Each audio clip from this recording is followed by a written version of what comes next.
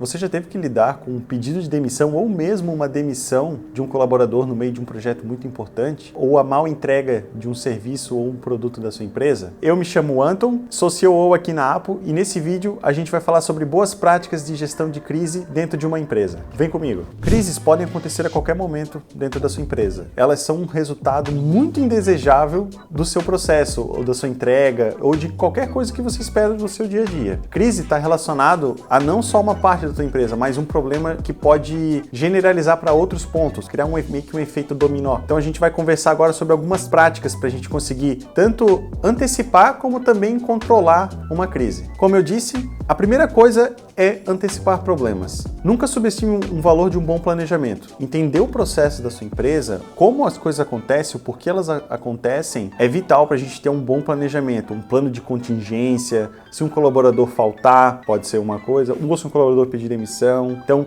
como é que eu treino as pessoas?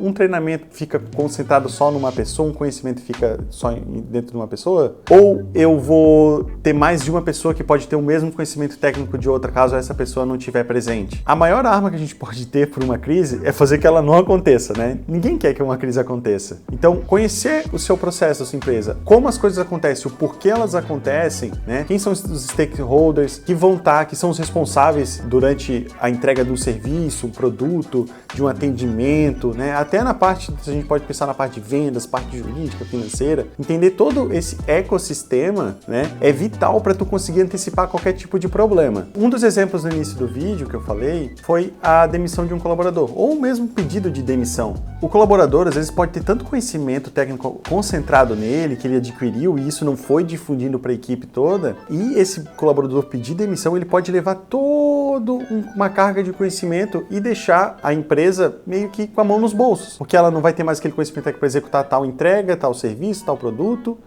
Eu ter conhecimentos concentrados em apenas uma pessoa, ou eu não ter uma documentação daquilo, é um risco para minha empresa. O que eu tenho que fazer para conseguir corrigir isso? O que eu tenho que fazer, né? Então, entender até onde o conhecimento está concentrado numa pessoa, se tu souber disso, tu pode antecipar um problema lá na frente. Por isso que é vital tu conseguir analisar a empresa dessa forma, entender ela como bloquinhos, como peças, como as coisas se encaixam, para conseguir antecipar qualquer tipo de problema no futuro. Segunda dica, comunicação transparente. Quando qualquer bomba estoura, a gente tem diferentes formas de encarar uma crise. Pessoas que são mais emotivas, outras pessoas se retraem mais, ou pessoas ficam mais desesperadas. Então, o primeiro passo é paciência, né? Uma frase muito boa é: os primeiros relatórios sempre estão errados. Quando qualquer coisa estoura, começa todo mundo a falar um monte de coisa, um vai dar a visão que tem do problema, outro vai dar a visão que enxerga o problema, então a gente tem um problema visto de várias perspectivas diferentes. Então, o ideal no qualquer problema que possa estourar, seja uma reclamação do cliente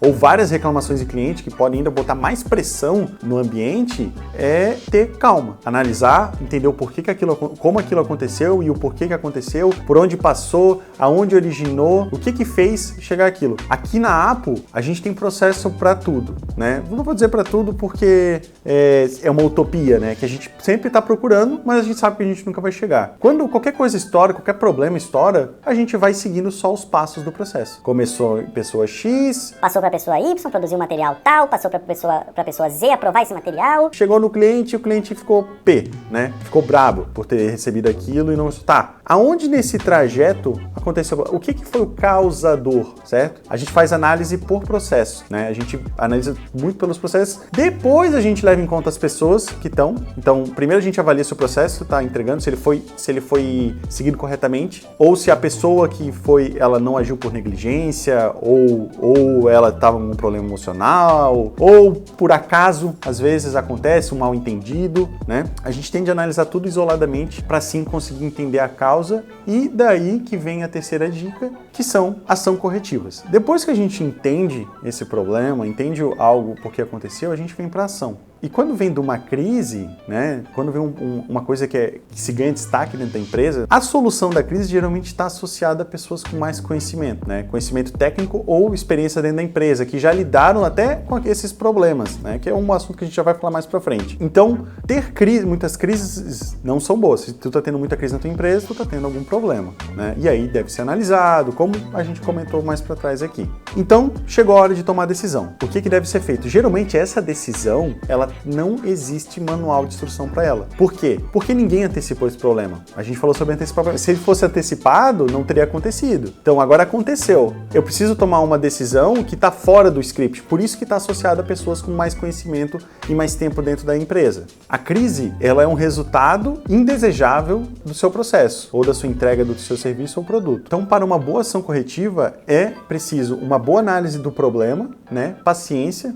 e de pessoas que têm tempo de empresa e também muita soft skill envolvida. Porque ali tu vai ter que ter negociação com o cliente ou com o colaborador, porque às vezes pode ser interna, não envolve cliente, né? Então ali a gente vai ter pessoas com mais soft skills. A hard skill talvez ali ela nem conte tanto, mas pessoas que sabem negociar, conversar, e isso vai ser vital na hora de realizar uma ação. E o último passo é aprender com a crise. Como eu disse antes, crise não é bom. Se está acontecendo demais, tem algo errado. Por que aquilo aconteceu? Como eu posso corrigir? Como é que eu posso corrigir esse meu processo? São pessoas? É na hora da contratação? Eu encaro as coisas muito aqui na APA como tudo pode ser melhorado. Não existe coisa que não pode ser melhorada. Se eu estou tendo um problema, eu sempre me pergunto, o porquê desse problema? O que eu posso fazer para que isso não aconteça mais? Então, sempre com esse mantra, vamos dizer assim, tudo pode ser melhorado. Se ocorreu algum problema, se ocorreu algum desgaste com o cliente, ou se o cliente, por exemplo, ele saiu, mas saiu contente, por que ele não ficou mais tempo dentro da empresa? Então, tudo pode ser melhorado. Aprenda com a crise, entenda o porquê aconteceu, corrija seus processos, assim você vai fortalecer o futuro da sua empresa, evitar problemas lá na frente